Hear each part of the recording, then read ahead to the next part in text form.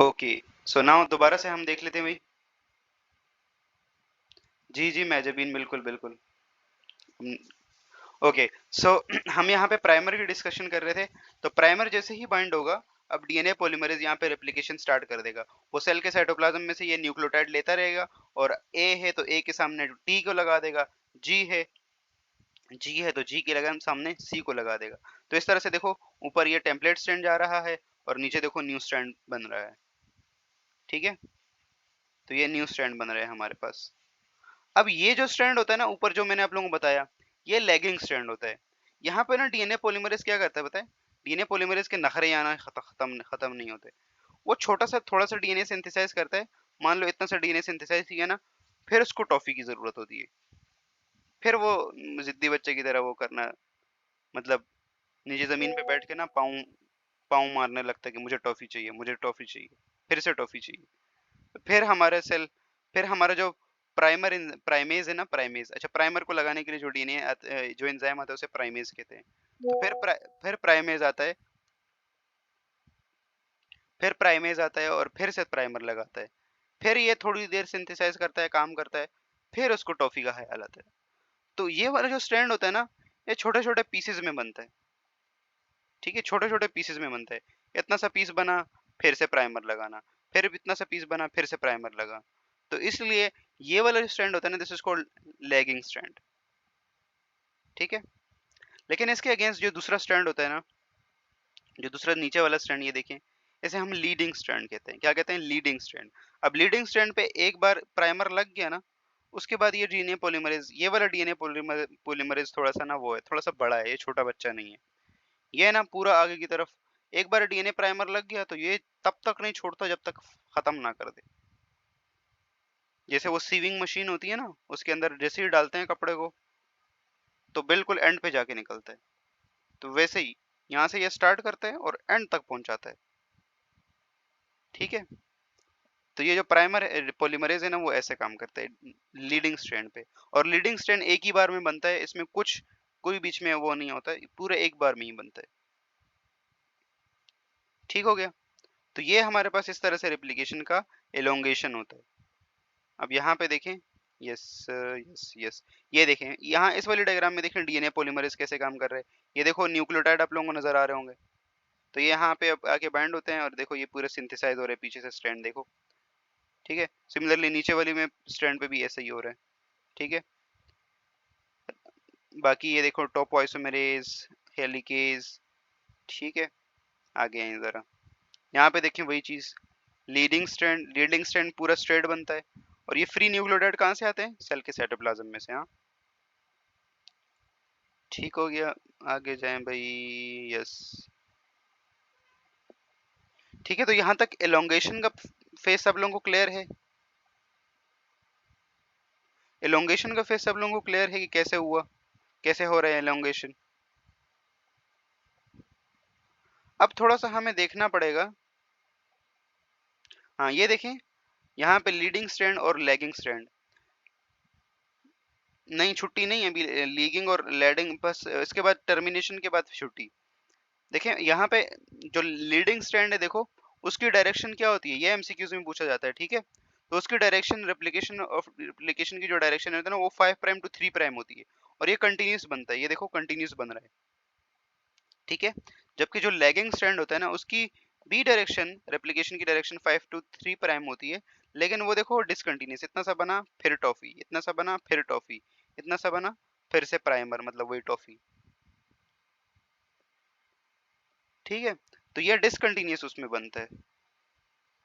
ठीक है, तो जो डिसकंटिन्यूस उसमें बनता है उसे हम लैगिंग स्ट्रैंड कहते हैं, और जो कंटिन्यूस उसमें बनता है उसे हम लीडिंग स्ट्रैंड कहते हैं। ठीक हो गया। और एक चीज ये है कि हमारे पास इधर जो लैगिंग स्ट्रैंड है ना, वो देखो छोटे छोटे फ्रेगमेंट्स में बन रहे हैं। ये छोटे छोटे फ्रेगमेंट्स होते हैं ना, इन्हें हम एक बहुत अच्छा सा फैंसी सा नाम देते हैं। कोई बता सकता है वो फैंसी सा नाम? कोई बता सकता है? एनीवन? छोटे छोटे फ्रेगमेंट्स बनते हैं, ये देखें, ये फ्रेगमेंट बना, ये फ्रेगमेंट बना, ये नाम भी लिखा हुआ है। हाँ, नाम प्रोनाउंस करके बताओ। वो तो आपने छाप लिया वहां से। प्रोनाउंस करके बताओ। Yes, anyone, anyone.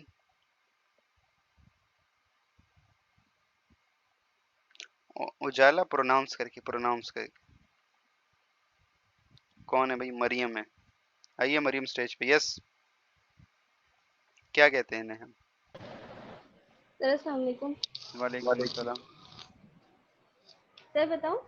हाँ बताओ बताओ, बताने के लिए तो आई हो। Okazaki fragments. ओकाज़ाकी फ्रेगमेंट, चलें, गुड, अच्छी बात है। वेरी गुड, ठीक है, वेरी गुड मरियम। तो इन्हें हम ना ओकाज़ाकी फ्रेगमेंट्स का नाम देते हैं। ठीक है, ओकाज़ाकी फ्रेगमेंट्स। ओकाज़ाकी एक जापानीज साइंटिस्ट थे। जापानीज बोलेंगे या जापानीज बोलेंगे? तो he was a Japanese scientist. उन्हें हम ओकाज़ाकी ने डिस्कवर किया था, तो इसीलिए ना उनके ही नाम पे रख दिया ओकाज़ाकी फ्रेगमेंट। एक दिन इंशाल्लाह आप लोग देखेंगे शिराज नजीर फ्रेगमेंट। पता नहीं साइंटिस्ट को अपने नाम पे क्यों रख देते हैं। ओके, सो ओकाज़ाकी फ्रेगमेंट क्लियर है सब लोगों को? ये देखिए,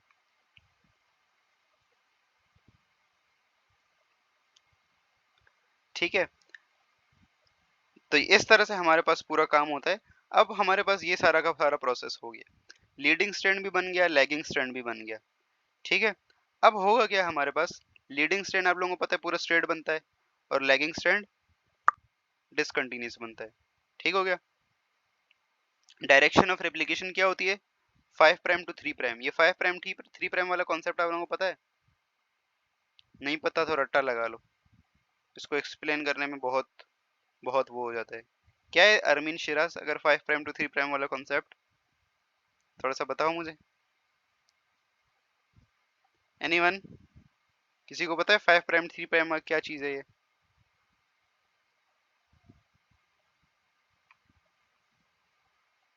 यस, एनीवन? ओके। इसके बाद लास्ट फेज आता है हमारे पास, विच इज कॉल्ड, जिसे हम क्या कहते हैं?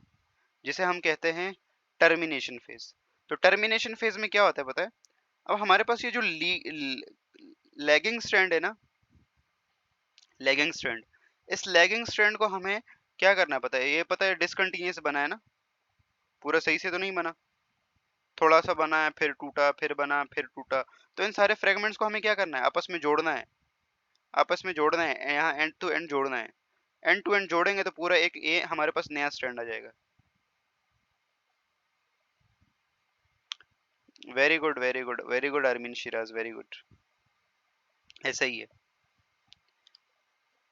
देखो शिराज नाम के लोग इंटेलिजेंट होते हैं। तो ये हमारे पास क्या होगा टर्मिनेशन फेज में? एक तो ये जो डिसकंटिन्यूअस फेज था यानी कि लैगिंग स्ट्रैंड था, वो लैगिंग स्ट्रैंड का क्या होगा? वो लैगिंग स्ट्रैंड ना, जो छोटे छोटे ओकाज़ाकी फ्रेगमेंट्स बने थे, उन ओकाज़ाकी फ्रेगमेंट्स को यहाँ से जोड़ना पड़ेगा, ताकि ये पूरा कंटिन्यूअस स्ट्रैंड बन जाए। ठीक है। दूसरा ये कि जहाँ पे जितने प्राइमर्स लगे थे ना, प्राइमर्स, जितने प्राइमर्स नाम है ना, जितने प्राइमर्स इंसर्ट हुए हैं, इधर तो एक ही प्राइमर इंसर्ट हुआ होगा ऊपर लीडिंग स्ट्रैंड में, लेकिन इधर इसमें यहाँ पे प्राइमर इंसर्ट हुआ होगा, यहाँ पे हुआ होगा, यहाँ पे हुआ होगा, आगे यहाँ पे हुआ होगा। तो बहुत सारे प्राइमर इंसर्ट हुए हुए हैं इसमें। तो टर्मिनेशन में क्या होता है? ये प्राइमर्स को रिमूव करता है। ठीक है, इन प्राइमर्स को हमें रिमूव करना पड़ता है, और इसके बाद बस इन ओकाज़ाकी फ्रेगमेंट्स को आपस में जोड़ना होता है सही से, और पूरा पूरा न्यू स्ट्रैंड बन जाता है। अब इन ओकाज़ाकी फ्रेगमेंट्स को ज्वाइंट कौन करता है आपस में? ठीक है, तो हमें ग्लू चाहिए ना इसको ज्वाइन करने के लिए, ग्लू। तो ग्लू के लिए जो एंजाइम आता है हमारे पास, उसका नाम क्या होता है? कोई बताएगा?